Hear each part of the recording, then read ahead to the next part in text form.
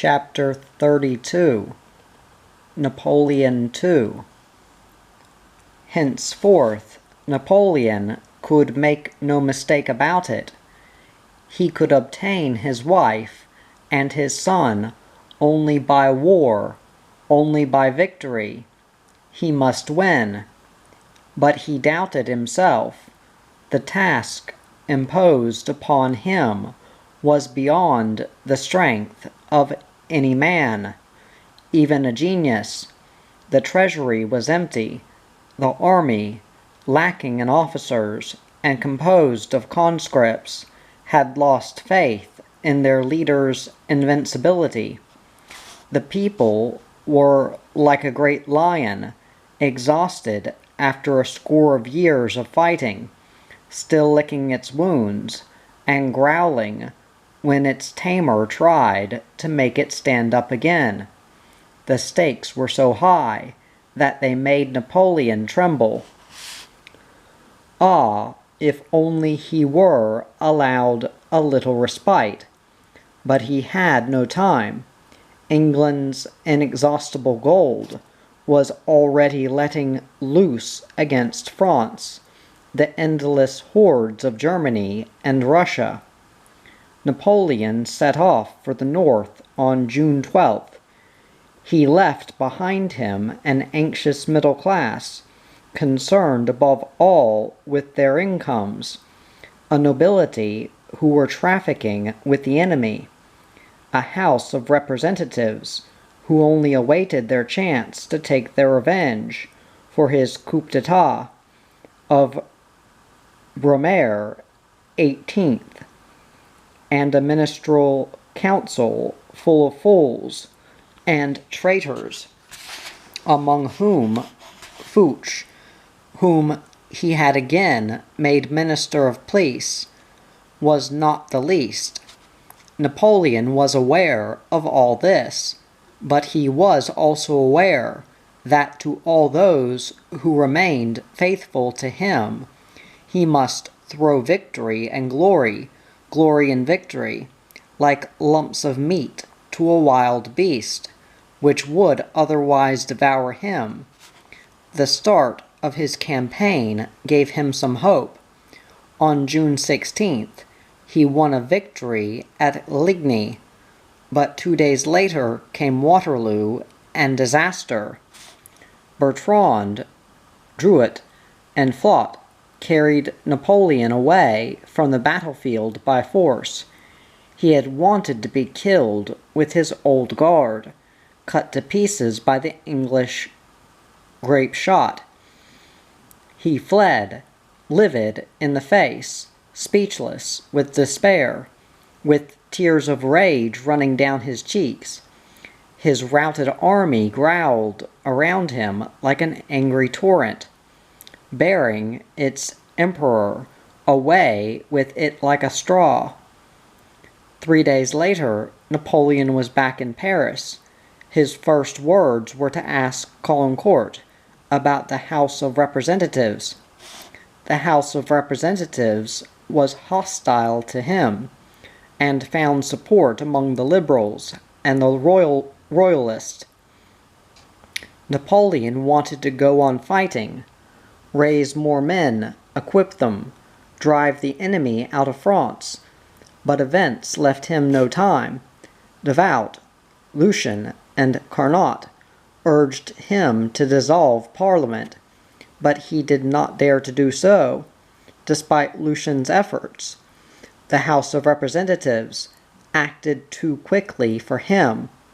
Lafayette, Longuinus, and Manuel led the opposition to him and directed the attack upon him. Resistance would mean civil war. "I do not return from Elba to bathe Paris in blood," said Napoleon. There was talk of his abdication and a regency. Hortense, who was with him, suggested that he should appeal to the Austrian emperor and put himself under his protection. "Write to my father-in-law," cried Napoleon. "Never. I have too bitter a grudge against him. Was he not cruel enough to rob me of my wife and my son? Meanwhile, he was hemmed in on all sides. He must make up his mind. On June 22nd, at 1 o'clock, General Solignac arrived at the Élysée. He announced that the House of Parliament demanded Napoleon's immediate abdication, otherwise they would declare him dethroned. Napoleon was tired of fighting. His nerves were on edge. So they wanted him to abdicate, did they? Very well, he was ready to sign the instrument of his abdication. Walking up and down the room, he dictated the last document of his life as a sovereign to his brother Lucien. Through the open windows came the clamor of the crowd, which had gathered at the low wall of the Avenue Marigny. They kept shouting, "Long live the Emperor! Down with the representatives!" Too late, Napoleon realized the truth. He had made a mistake in failing to rely on the people. When he had finished dictating the instrument of his abdication, Lucien and Carnot expressed their surprise. They pointed out to him that he had made no mention of his son. Surely it was essential to keep the Bourbons off the throne. Napoleon shook his head. He could measure his own impotence and the strength of the traitors who had brought about his downfall. The Bourbons, he said, well, at least they won't be under Austria's thumb. Bitterly he added, "They are worth more than my son. They are French anyway." But Lucien and Carnot were insistent. If Napoleon abdicated, he must do so in favor of the King of Rome. He himself could not deprive his son of the inheritance which was his due. Napoleon resigned himself to accept their arguments. He proceeded with his dictation. "My political life is ended. I proclaim my son Emperor of the French, under the title of Napoleon II." Faced with Napoleon's instrument of abdication, the House of Representatives debated the situation feverishly for 2 days. After a heated intervention on Napoleon's behalf by Boulet de la Meurthe, the House, on Manuel's motion, passed a resolution in favor of a regency. On the same day, the House of Peers passed an identical resolution. On June 24th, a government commission proclaimed Napoleon II Emperor of the French. The next day, official proclamations announced the new emperor's accession. The army shouted enthusiastically in his favor. The populace spat at the name of the Bourbons, who were universally loathed. But the younger Napoleon was missing from these demonstrations in his favor. The Austrian eagle had him firmly in its grip. One of the members of the House of Representatives, Pierre, proposed that a deputation should be sent to the Emperor Francis to demand that he should restore Napoleon II to France. Meanwhile, Foch bent down his long, cadaverous face to sniff the prospect of a regency. He did not like the smell of it. He faced about, flattered everybody, smiled at everybody, approved of everything, and made a mess of everything. Thus he gained time, of which he took advantage to negotiate with Louis the 18th through the medium of Wellington for a place in the Bourbons' next administration. So the enemy armies had plenty of leisure to reorganize themselves and concentrate on Paris. The city's surrender became inevitable. It took place on July 3rd. On July 7th, a decree of the Provisional Government pronounced a dissolution of Parliament, and 2 days later, Louis XVIII re-entered his capital. For 13 days, the little prisoner at Schönbrunn had been, unknown to himself, Emperor of the French. He was not to know it until much later. Then he was to suffer for it. It was to be the death of him. A helpless boy of 4.5 he played, ate, and slept with no idea that his name filled the world, and that he was the nightmare of kings, courts, and chancellors. He did not know that his fair head was feared as though it were a bomb which might blow up Europe. In the eyes of Metternich, his jailer who kept in the background, he was a kind of hidden cancer which, if allowed to develop, would eat away the Austrian Chancellor's whole political system.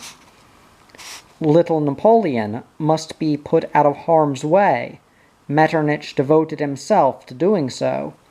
As early as January 3rd, 1815, Austria signed a secret treaty by which she undertook never to grant the young prince any state of sovereignty. 2 days later, at a tea party given by Marie-Louise, the young archdukes played at drawing lots to see who should be king, and by an ironical coincidence, kingship fell to the little exile.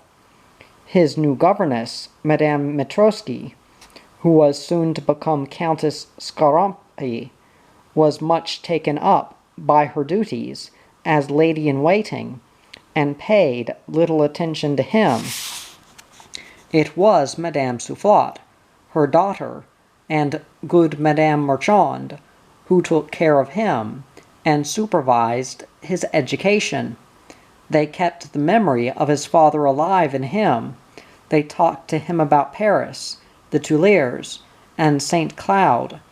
They proclaimed him emperor, and the delighted boy clapped his hands and flung his arms round their necks. When it was fine, he went out driving with little Gobirow, or gardened with him in the park. Sometimes they fought and had to be separated, but at other times the valet's son recalled the respect which was due to the great. When his illustrious playmate was going to be put to bed, and he took leave of him, he would stammer, "I hope you will sleep well, Prince. Permit me to kiss your Imperial Highness's hand."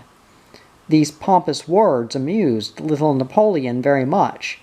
He would slap his hands together and chuckle. Emile can't keep it in. Here he is at his litany again. Before he went to bed, they sat him on a little chair, and Madame Marchand did his hair, putting it into a score of curling papers. This operation took time, and made the boy impatient. "Oh," he exclaimed once, "why don't you cut my hair short like that of other boys?" To keep him quiet, Fanny Soufflot, sitting on a stool at his feet, read him Perrault's fairy tales or Robinson Crusoe. He was hasty and hot-tempered, and could ill endure discipline or restraint. "You are the nastiest woman in the world," he would tell his governess, when she would not let him eat any more cake. Already he showed some repugnance for systematic study. He was conscious of the fact. "I'm getting lazier and lazier," he said, "and I ought not to be like that." He liked talking about his father with the French women who took care of him. When the Austrian emperor left Vienna for Paris, After Waterloo, little Napoleon kissed him and said, "Dear grandpapa, you won't do any harm to papa, will you?" His fidelity to his father could not fail to cause Metternich concern. It must be eradicated at the earliest possible moment. The Chancellor had taken the boy's body prisoner. He must now make his soul prisoner as well. It might be a hard task. It might take some time, but Metternich meant to do it, and he had adequate means at hand. To be sure, memory was a tenacious growth in a child. A firm hand would be needed to dig up every root of it. Already, at Metternich's orders, the boy had gradually been deprived of everything that might remind him of France, and the part which he had played there.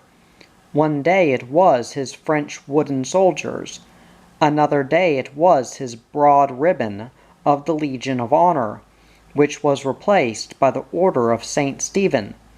Then there disappeared an illustrated book entitled The Glories of France, which reproduced engravings bearing witness to Napoleon's victories and achievements.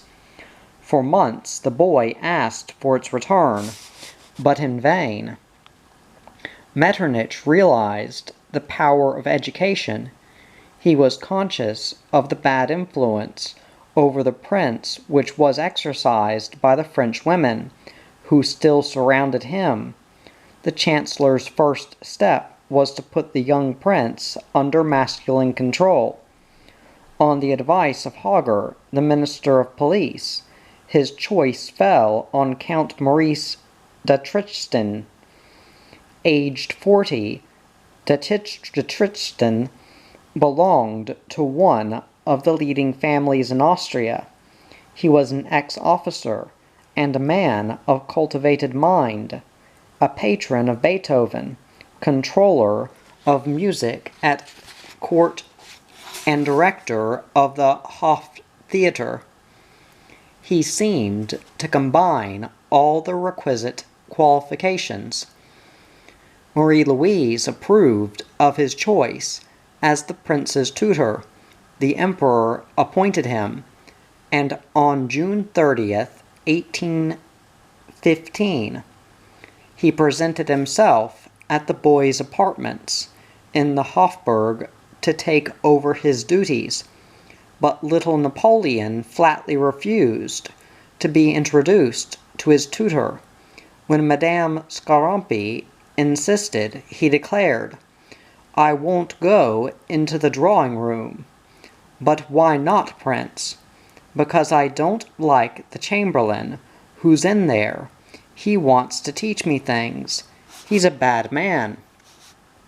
Madame Scarampi had to take him along almost by force. Once in Count de Tristan's presence, the boy remained as solemn as a young cock, and refused to open his lips.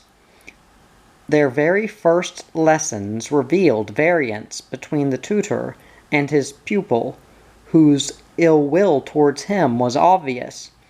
Nevertheless, Count de Tristan went on with his task. Conscientiously, he drew up a whole scheme of education for the boy, and submitted it to Marie-Louise. The tutor honestly believed that it would be to the boy's advantage to turn him into an Austrian prince. For his own good, it was essential to detach him entirely from his past, which meant only ruin, misfortune, and bad example. De Tristan, to be sure, was not in favor of making little Napoleon forget his father's history. On the contrary, that history should serve as a salutary lesson for him, restrain his ambition, and disgust him with sovereignty. De Tristan wrote to Marie-Louise, It seems to me that the prince with whose education I have been honored should be considered as being of Austrian descent, and be brought up on German lines. His education will require much attention.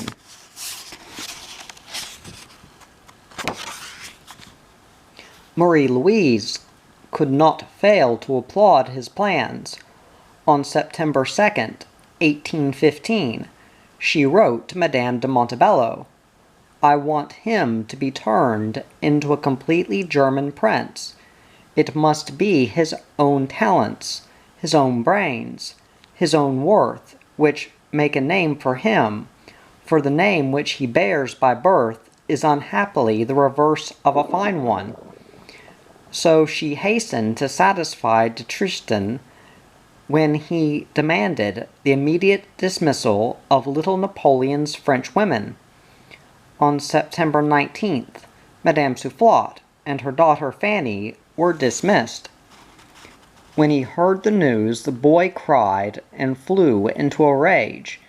Captain Foresti had been appointed as de Tristan's assistant to teach him mathematics and German. In Foresti's presence, little Napoleon said to Madame Soufflot, "Toto, stay till the end of the week, and then stay till the end of next week, and then stay till the end of the world. Can't we fool them like that?" But the hour of separation came. The two women could not conceal their grief. The boy wept with them, impotent to comfort them or do anything else for them. He went and fetched an armful of his toys and offered them to Fanny. "Look, Toto, I'm going to give you these." He wanted them to take away with them all the finest things he had, all the things he loved best: his little gun, his French decorations, the medallions which had been struck to celebrate his birth, his coral rattle, his baptismal veil. "Take this," he said, "and this too." When Madame Soufflot and her daughter had gone, the only French woman left with him was Madame Marchand, his dear Chanchon. Her maternal care was still essential to him. De Tristan thought her harmless, and shrank from the cruelty of inflicting further grief on the boy. So a respite for a few months was granted to his humble nurse. During all this time, Marie-Louise had lived in mortal terror. She did not breathe freely again until she heard that Louis the 18th was safely back on his throne in Paris. By way of relaxing and recovering her taste for life, she decided to go and take the waters at Baden, 3 leagues from Vienna. To be sure, she would miss Napoleon just as much there, but the atmosphere of Baden was less stifling than that of Schönbrunn. Music, painting, and riding horseback took up most of her time.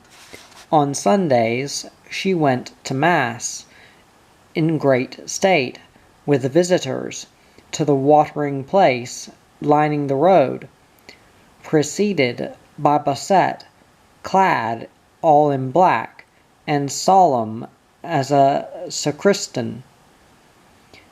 She made her triumphal progress, looking like a rose in full bloom, in a rose dress, a rose jacket, and a rose hat, with a rose feather. If only Napoleon had been there, she would have seen everything rose-colored too. On August 13th, she experienced perhaps the greatest joy in her life. A letter from Metternich, who was in Paris, informed her that Napoleon was on his way to St. Helena. Marie-Louise heaved a prodigious sigh of relief. Countess Scarampi, who had heard the news from another source, also sent it to her. Marie-Louise replied in a brief note, which betrayed her impatience to celebrate the occasion. "Thank you. I have already heard what you tell me. I feel like going for a ride to Merkenstein this afternoon. I wonder whether it will keep fine." Still, she felt that she should at least go through the motions of doing something for the man who remained her husband.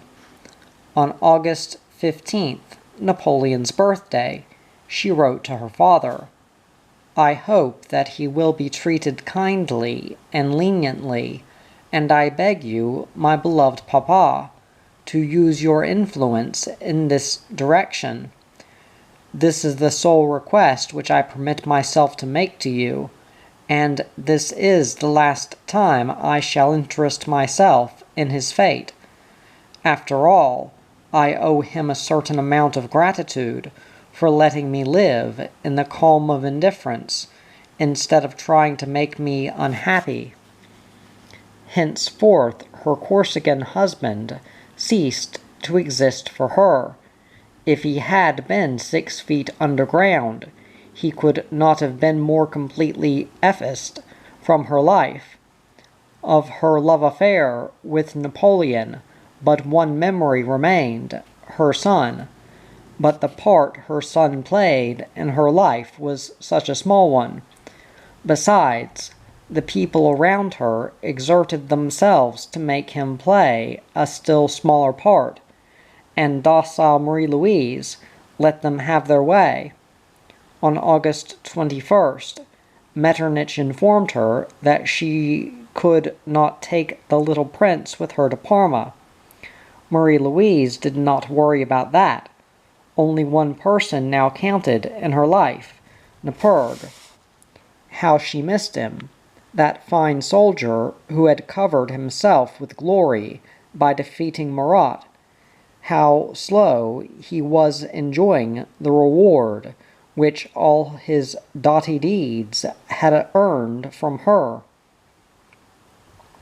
Back at Schönbrunn, Marie-Louise languished in the absence of her true knight. On December 2nd, her entourage staged a little festivity to celebrate her birthday. "Ah, if only he were here," she sighed. All at once, oh, joyful surprise, he was announced. He had reached Vienna from Venice in 3 days, traveling day and night. He was in her arms. He was in her bed.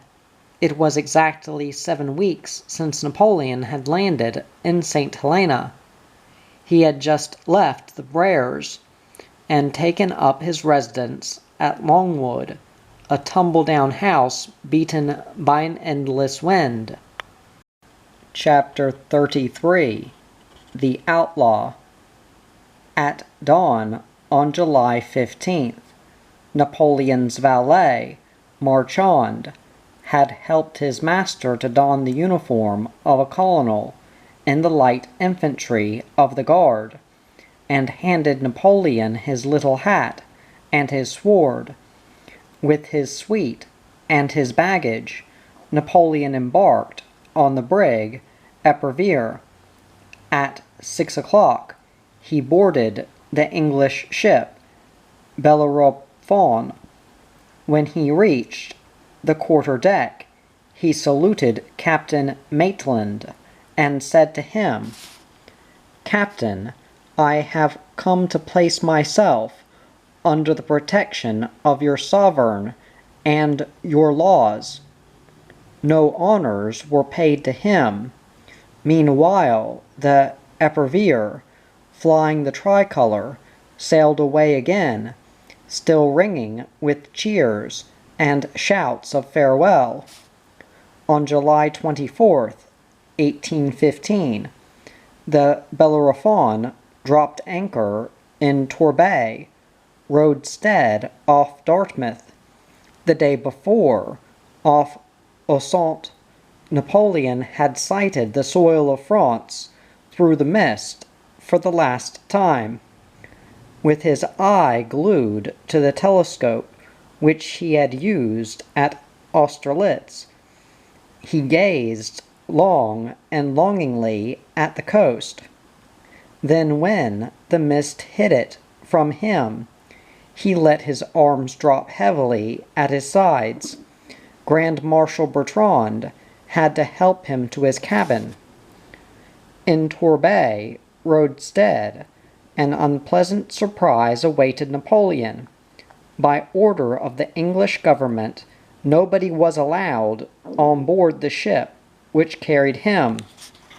He realized that he had fallen into a trap.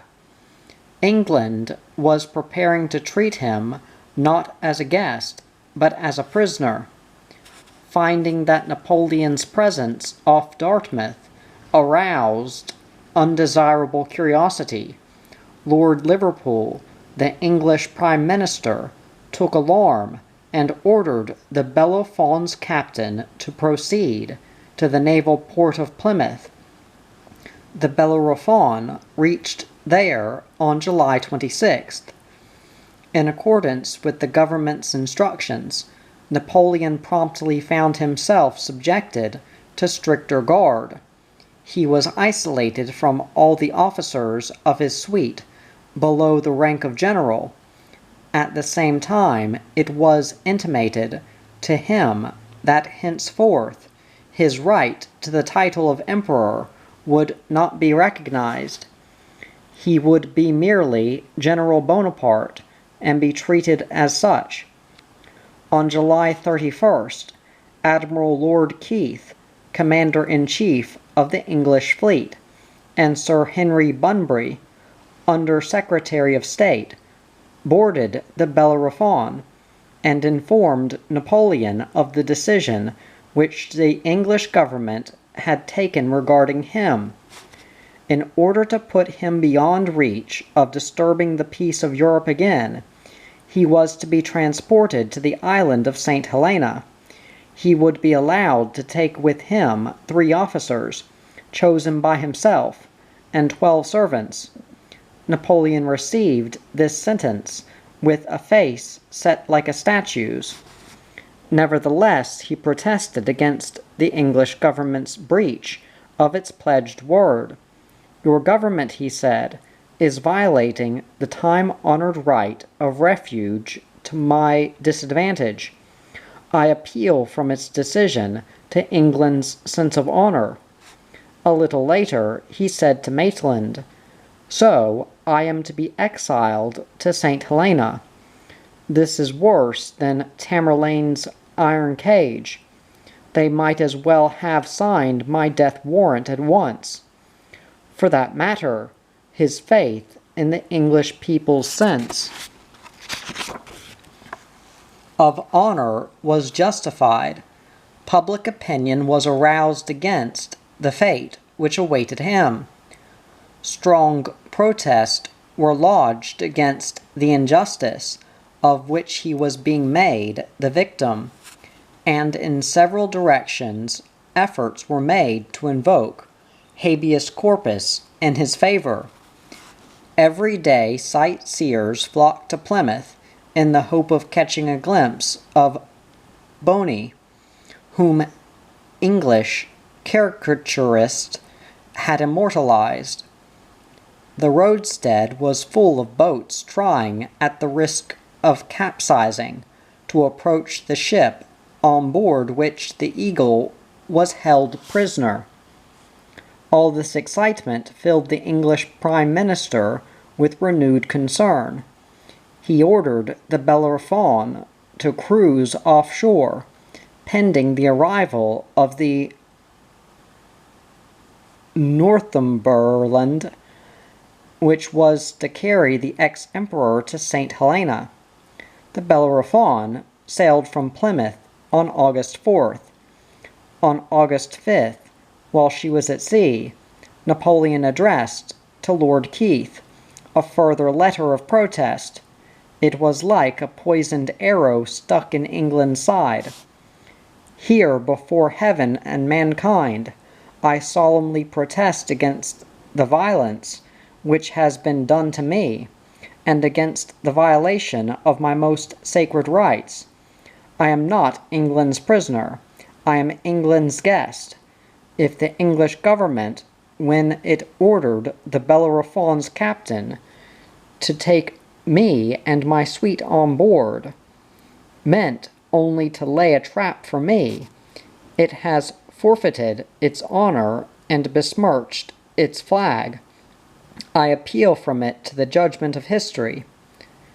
During the morning of August 6th, a big ship under full sail, and escorted by 2 frigates, appeared on the horizon. She was the Northumberland. Rear Admiral Sir George Cockburn, who had been detailed to escort Napoleon to St. Helena, presented himself to the prisoner. He transmitted to Napoleon the orders which he had received from his government. All the French officers must hand over their arms, with the exception of General Bonaparte, who was authorized to retain his sword. Napoleon's belongings and baggage were subjected to examination. His money, his jewelry, his negotiable securities were taken away from him. He was informed that if he made any attempt to escape, he would be put in irons. The time for farewells forever had come. After much negotiation, the English government had authorized 5 officers to accompany Napoleon: Grand Marshal Bertrand, General de Montholon, General Gourgaud, Count de las Casas, and his son. These officers were transferred to the Northumberland. Madame Bertrand, Madame de Montholon, and the servants followed them. Corvassor had chosen Dr. Mongaud to accompany Napoleon to St. Helena, but Mongaud refused to go. The Bellerophon's surgeon, O'Mara, agreed to take his place, and joined the party of exiles. Napoleon made his farewells. He embraced Savary and General Lalande.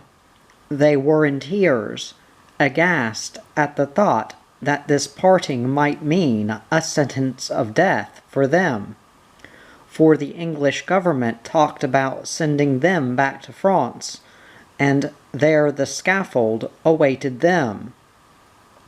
Then Napoleon took his leave of Maitland and the Bellerophon's officers.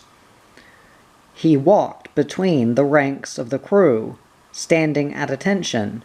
His face was pale, and 2 days' growth of beard bristled on his cheeks and chin. His eyes were the same steel gray as the sea, heaving under a somber sky. He descended the ship's side into one of her boats, and sat down in it, with his head bowed. Aboard the Bellerophon, his friends waved their hands to him, but he spared himself further suffering by refusing to look at them. At 2 o'clock in the afternoon, he boarded the Northumberland. On August 8, 1815, the big ship, carrying over 1,000 souls, weighed anchor flying Admiral Cockburn's flag, escorted by a frigate, 2 transports, and 5 brigs, a whole squadron. She set her course southwards, beaten by the waves, blanketed by mist, or burned by the sun. The Northumberland pursued her endlessly long voyage. Time hung heavy. Napoleon bowed to the discipline which the English officers imposed upon him. No longer emperor, but merely General Bonaparte. In the morning he dictated a record of his campaigns to Las Casas. In the afternoon he paced the deck with Bertrand, Gourgaud, or Montholon, or sat on a cannon and listened to the whistling of the wind in the shrouds, the creaking of the sails, the groaning of the heavy vessel as she met the waves, the song of the lookout man in the foretop. A seagull's flight entertained him for a few moments. Then he watched the gambols of Bertrand's and Montholon's children as they played with the Admiral's Newfoundland dog. The ship sighted Madeira. She crossed the Tropic of Cancer and then the equator. Instead of the nor'easter, there was the trade wind. Instead of fog, there was overwhelming heat. By now sharks followed the ship. In the evening the sun seemed to sink into the sea like an incandescent globe, sending up phosphorescent rays. After nightfall, the ship plowed her way through a field of fire. Standing at the prow, with his face uplifted to the sky, Napoleon watched the rise of stars hitherto unknown to him. Around him, a whole new world was coming to birth, full of unfriendly forces. He entered it weakened and shrunken, with no weapons other than his will, his courage, and his memories. Tired of plumbing the night, he bowed his head. In this sky, where the Southern Cross lorded it, there was no room for his star. Slowly Napoleon made his way to his cabin. There he found what was now the dearest thing he had in the world, his collection of portraits of his son. They were the miniatures painted by Isabey and Aimé Thibault. To save them from the rolling of the ship, Napoleon's valet Marchand had fixed them in a little frame. Here was the boy asleep in his cot. Here he was sitting on his sheep. Here he was trying on a slipper. Here he was praying to God for his father and for France. Here, finally, he was in his mother's arms. Napoleon parted the green taffeta curtains and sat down on his little iron bedstead. With his eyes gazing at his son's face, he fell to dreaming. His mind fled from the cabin, with its reek of tar and brine. It escaped from the ship, with its heaving, creaking timbers. Paris, the Empire, Europe, 130,000 subjects, Marie Louise, the King of Rome. Napoleon sat up. Of all his past as an emperor, nothing was left to him but a few portraits of a boy. It was with them that he must live out the rest of his life. He knew now that he could have made no better choice. On the morning of October 15th, Napoleon came out on deck. As soon as he set foot on it, he stepped back, as though to avoid being crushed. Before him rose a high black wall, overwhelmed by dark clouds. 1,500 feet of basalt plunged sheer into the sea, which boiled and foamed in endless fury. Chapter 34. I Want to Be French. Marie Louise had handed her son over to her father. She was in agreement with him, with Metternich, and with everybody else about turning the boy into an Austrian prince. It was obviously the right thing to do, for his own best interest. He had nothing more to expect from the Bonapartes, scattered to the four corners of the world, like a crowd of crows, dispersed by a storm. But Austria could give Napoleon's son a title, a fief, honors. In the month of February, Madame Marchand, the sole Frenchwoman still left with the young prince, received her dismissal. She had never left him from his birth. She dressed him, fed him, and put him to sleep at night by singing him old French songs. Sometimes she amused him by talking to him about his father. She did so in the emotional strain of a simple woman who had made a god of him. Little Napoleon knew that Madame Marchand was obedient to his every whim, and he abused his privileges a little when she refused to let him have any more sweets, of which he was fond. He used to fling himself upon her and pummel her. One day, red with wrath as a little cock, he stormed at her. "Chon-Chon, you are a horrid woman, the nastiest woman in the world. I'll ask my grandpapa to put you in prison or send you back to Paris." He need not trouble. Others had thought of it for him. On February 27th, 1816, Madame Marchand did his hair for him, set it into its curling papers, got him to say his prayers, and put him to bed, all as usual. When he was asleep, she gazed at him for a long time, with large tears running down her cheeks. Then she rose to her feet and rushed away, holding her handkerchief to her mouth to stifle her sobs. The next morning the boy awakened at his normal time. Beside him, lying in the bed in which Madame Marchand used to sleep, he saw Captain Foresti, his assistant tutor. He opened his eyes wide. He understood. He bit his lips. With difficulty he managed not to cry. "Herr Foresti," he said at length, "can I get up?" Henceforth he was to have no woman near him. He was to have no gentle hands to caress him, no bosom on which to take refuge when he was unhappy. That was all over. He was no longer to enjoy the affection which is childhood's right.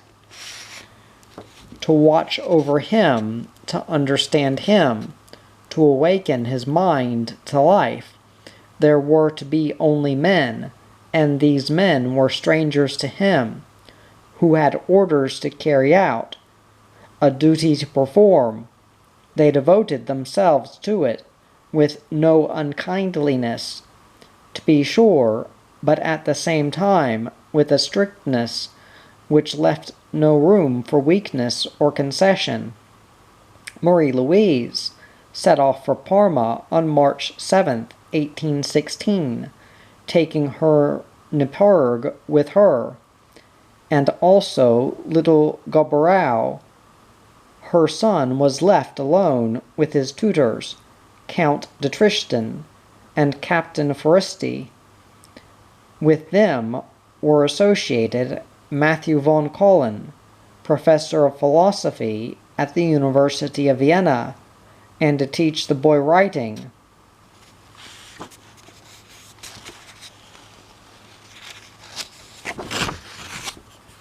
Professor Mayer, teacher of calligraphy at the School of Higher Technical Education. Difficulties arose at once. The boy refused to learn German. "I don't want to be German," he cried, stamping his foot on the ground. "I want to be French." His tutors were insistent, but he remained stubborn. They reprimanded him. He listened to their lectures tight-lipped without weakening. They punished him. Still he refused to give way. His mother had to intervene before he would make any concession. Even so, at the outset, he persisted in answering in French when he was addressed in German. He lost his temper easily, tore his copybooks, and spoilt his textbooks. To annoy Foresti, he shouted at the top of his voice, soldiers and grooms, swear words which he had picked up from Emile Gobrow. He stifled under the constraint which was imposed upon him. Once all his heart rose to his lips.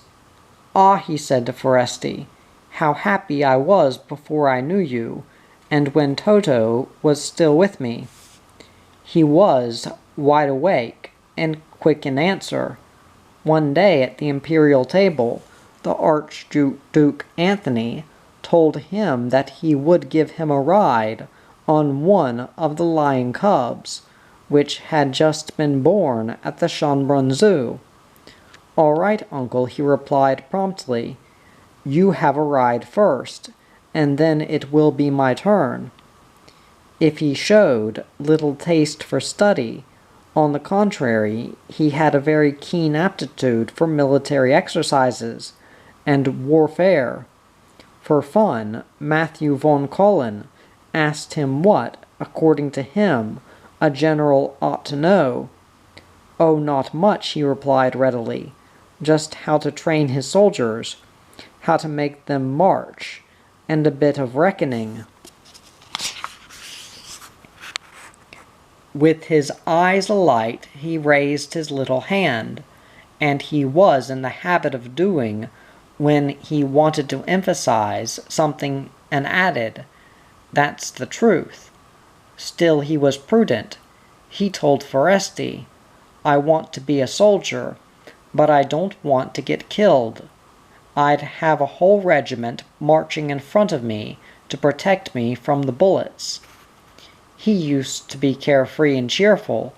Now he became reserved and distrustful. He was naturally affectionate, and he would have been only too glad to open his heart. But to whom could he do it? He felt that he was no longer loved, but always watched, always spied upon. He retired into himself, and took refuge behind craft and deceit. Confusedly, he realized that something was being kept from him. His instinct rebelled and kept him constantly on the defensive. He was only 5, and he was all alone in his struggle against the people who wanted to rob him of the picture of his past which he carried within him. To help him in this fight, he had only his childish memories, which life disintegrates little by little, just as a torrent nibbles away its banks as it swells. Attack was first directed against the things around him, his toys, his linen, his clothes, the eagle and the royal crown, with which they were marked, were removed. Then the emperor decided that he should not be called Napoleon any longer. He was to be known as Franz, the German version of his second name, Francois. At first, the boy protested and turned a deaf ear when he was addressed as Franz. Then little by little, he got used to it, but pictures of his childhood, of the soft sky of the Ile-de-France, still remained vivid in his mind. "Ah, if only I were in Paris," he often exclaimed. One day he was out for a walk with Foresti, and little Gobrow, his playmate, asked the captain, "Are we on the high road to Paris?" "No," replied Foresti, "we're almost back at the palace." "Ah," cried the prince, "how I wish it were Paris, really and truly Paris. Ah, how I wish it were! Another day, when birch trees were discussed in a lesson, he asked, "Don't they come from the Bois de Boulogne, just outside Paris? I still remember it so well. I often used to go there for a drive." Once, when he was playing soldiers with Emile Goubarau, he suddenly exclaimed, "When the Austrians entered Paris, everybody shouted, 'Shut up your shops!' But above all, the memory of his father haunted him. He was allowed to pray for him. He recited, 'Our Father, who art in heaven.' But where was his own father? Why didn't he come? Why did nobody ever say anything about him?" All this mystery served to darken his memory of his father's beloved face. The boy struggled against this darkness, which every day became more dense. If he mentioned his father's name, he saw heads turn away, lips tighten, eyes fill with scorn and hatred. Nevertheless, he persisted. His grandfather once gave him a pony. The boy felt humiliated. "I want a big horse," he cried, "a big horse like Papa's, when he went to war." Soon after Waterloo, he said to de Tristan, "My father would have done better to make himself king of Corsica than king of France, and I think my dear mamma would have done better not to marry my father. She ought to have married one of my uncles." Sometimes he managed to put awkward questions to his tutors. In the month of July 1816, while he was out for a walk, he expressed astonishment that he no longer had any pages, as he used to have in Paris. Then, all at once, he asked Foresti, "Who's Emperor of France now?" "There isn't an emperor any more. France is ruled by a king. His name is Louis the 18th. But I know that before him an emperor ruled over France. Who was he?" "He was your father," Foresti admitted, in some embarrassment. Then he added, "He lost his crown and his empire because of his unhappy fondness for war." "I know," replied the boy. "He fought great battles. I read all about them in a book, The Glories of France." He thought for a moment or two, and then, in an anxious little voice, he asked, "If he caused all that trouble, was my dear papa a bad man?" Like a decent fellow, Foresti cut the conversation short. "It isn't for you to judge your father, Prince," he said. "Just go on loving him and praying for him." The boy's tutors felt that it was no longer possible to conceal Napoleon's history from him. De Tristan referred the question to the emperor. He decided that the truth must be the basis of the boy's education, and thought that it would be best to answer all his questions honestly. This would avoid overexcitement of his imagination, which might be dangerous. Marie-Louise was consulted and agreed, though dubiously. Indeed, of all the members of the imperial family, it was the emperor who took the most affectionate interest in the young prince. Since the still recent death of his wife Maria Ludovica on April 7, 1816, the emperor had concerned himself about the boy considerably. It may have been through remorse for letting Metternich do the boy so much harm. It may have been by way of compensating him. It may have been just because he found him the best looking and the most intelligent of all his grandsons. In any case, the emperor showed a marked preference for Franz. At Schönbrunn, he saw him every day. In the winter, when he was in residence at the Hofburg, the boy was brought to him several times a week. They had lunch together, and then the emperor took the boy into his study with him. If he was very good, he was allowed to put on a little infantryman's uniform, carry a little musket, mount guard at the door of the emperor's study, and present arms to the officers. But usually he stayed in the study with his grandfather. On the emperor's desk stood the portrait of the boy by Isabey, which Marie-Louise had sent him. It represented him sitting on a cloud, with the broad ribbon of the Legion of Honor across his breast. "That's me, isn't it, Grandpapa?" asked the boy one day. "Yes, Franz. That was when I was King of Rome, wasn't it?" "Quite so." "Then does Rome belong to me?" Patiently the emperor explained to him that it was only a title. The emperor himself had the title of King of Jerusalem, but Jerusalem didn't belong to him. "Oh, I see," said Franz. But he found the point too subtle for him. He sat down on the floor and played with his wooden soldiers, keeping very quiet. From time to time, he raised his head and gazed at his grandfather. The emperor was signing official documents, decrees, edicts, commissions.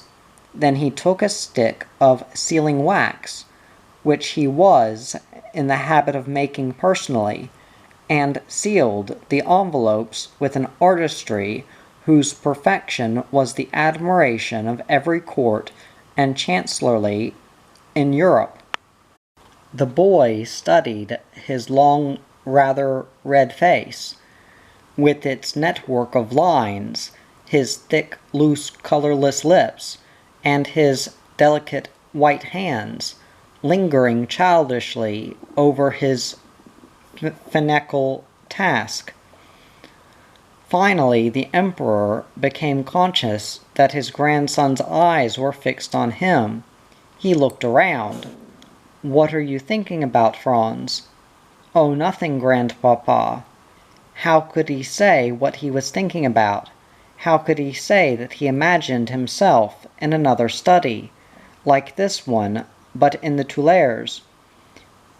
In it moved about a man full of life, with shining eyes.